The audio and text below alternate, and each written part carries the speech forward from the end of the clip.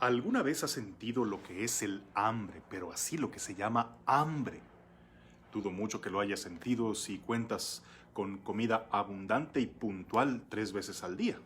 Tendrás antojos, sentirás apetito a la hora de comer, pero hambre, lo que se dice, esa sensación abrasadora de que tu cuerpo extenuado te reclama alimento y ya te sientes débil de no podérselo proporcionar y que no tienes manera de solucionar esto, eso sí que es sentir hambre, cosa que no todos han experimentado. Bueno, pues Jesús hoy en el Evangelio nos dice que todo aquel que coma de este pan que yo le daré, no tendrá hambre. Y hoy experimentan el hambre precisamente quienes no pueden recibir la Sagrada Comunión, quienes están viendo privados en medio de esta contingencia de la celebración de la misa, que es donde legítimamente se puede distribuir el Santísimo Sacramento. Si tú eres de los que acostumbraban recibir la comunión, es lo más normal que ahora sí sientas esa hambre que en estos momentos no puedes solucionar fácilmente. Hay que distinguir tres grupos de personas. El primero, los que antes comulgaban siempre y que ahora lo están resintiendo. El segundo grupo, los que nunca o rara vez comulgaban, que ellos sí, que ni digan que sienten hambre, vergüenza les debería dar. Cuando podían, no lo hacían. Nada más faltaba que ahora digan, ay, curiosamente ahora yo soy el que extraño ir a comulgar. Oye, cuando antes por pura desidia o puro desprecio no lo hacías. Y te acostumbraste a vivir así, diciendo, ay, que al cabo no pasa nada, que al cabo, mira, estoy bien. Pues claro, tampoco pienses que Dios es vengativo y le tiene que mandar cosas malas a los que no comulgan. Pero no sabes que lo peor que te está pasando es el hecho de ya acostumbrarte a vivir así, muriendo de inanición espiritual. Bueno, y reconozco un tercer grupo. Están los que sí quieren comulgar, lo desean con todo su ser, pero no pueden. No pueden porque están en una situación que se los impide y es una situación nada sencilla de arreglar en el momento.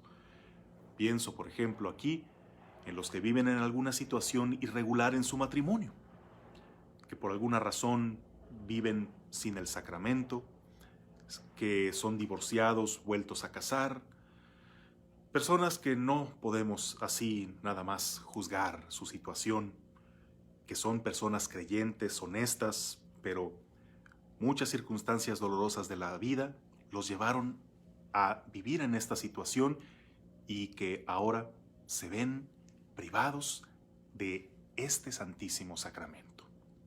Bueno, ellos desean recibirlo, ellos no dejan su misa, pero ellos deben quedarse en la banca cuando los demás pasan a comulgar. Y no es que no quieran o hayan aprendido a no necesitarlo, al contrario.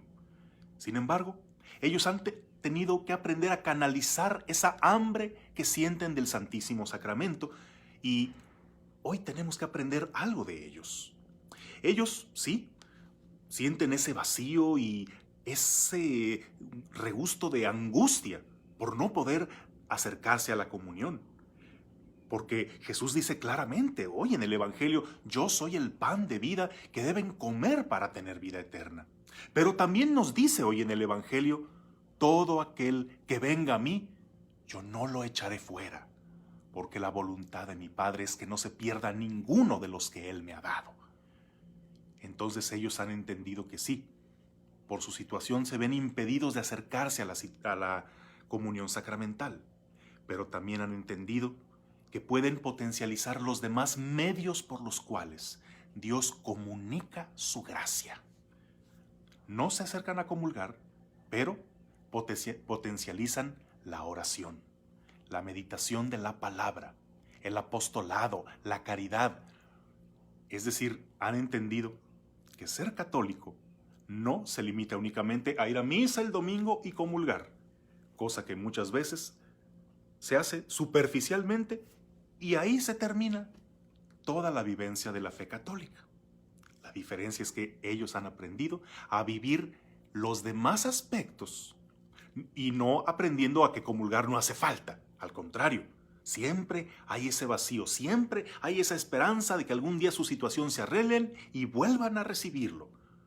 Pero ahora lo que nosotros debemos aprender en medio de este ayuno eucarístico es, sí, a necesitar, a ansiar de todo corazón volver a recibir la comunión, pero revisar los demás aspectos de nuestra vida cristiana, si acaso ya ésta se estaba limitando al solo hecho del aspecto litúrgico. El ayuno eucarístico. Todo buen católico debe saber la doctrina del ayuno eucarístico. Antes, quizá a nuestros abuelos les tocó, que era muy estricto esto del ayuno eucarístico, de no poder ingerir absolutamente ningún alimento antes de la comunión. Antes era de que ya a las 12 de la noche, que empezaba el día en que ibas a acudir a recibir la comunión, ya desde ese momento no podías ingerir alimento alguno, ni siquiera agua. Imagínate si la misa empezaba a media mañana o hasta la tarde, pues así empezar hasta la tarde o fuera hasta la noche. No podías ingerir absolutamente nada, pues tan grande es el sentido del respeto a la Eucaristía. Ya las normas cambiaron y ya se redujo simplemente a 1 hora de ayuno antes de la comunión, sin que ese ayuno incluya el agua y las medicinas. Y, por cierto, hace un par de meses, cuando todavía comulgábamos, ¿tú cómo hacías ese ayuno eucarístico? Para mí era muy frecuente ver que unos entraban todavía comiendo al templo y así comulgaban, ¿eh? Pero bueno, hoy el médico divino quizá nos prescribe otra forma de ayuno eucarístico. Ante esta situación, sí, no por gusto, sino porque no nos queda de otra, muchos tienen que abstenerse de recibir la Eucaristía. Pero pienso que pasa como cuando tú abusaste mucho de un cierto alimento, de las grasas, de las harinas, de los azúcares, y ya el médico te prescribe que eso de lo que abusabas lo tienes que retirar de tu dieta. Muchos no pueden ver a un diabético que no coma panes, que no coma dulces, pero ¿cómo le haces? No, pues simplemente aprendí a disfrutar de las demás cosas. Pues así, quizá estábamos comulgando, pero lo estábamos haciendo tan mal, estábamos descuidando tantas otras cosas de nuestra vida cristiana, que el Señor a muchos nos prescribió un ayuno eucarístico, porque ya estábamos cayendo en unas comuniones tan rutinarias, tan indignas, ya estábamos limitando nuestra vida de fe a solo ese aspecto. Entonces, en los caminos de su providencia podrá ser que el Señor dispuso a muchos de nosotros un ayuno eucarístico para precisamente sentir esa nostalgia y esa necesidad de Él, para precisamente no limitarnos solo al hecho de pasar y recibirlo sin fruto, sin preparación, sin meditación y sin nada de lo que implica ser un cristiano completo.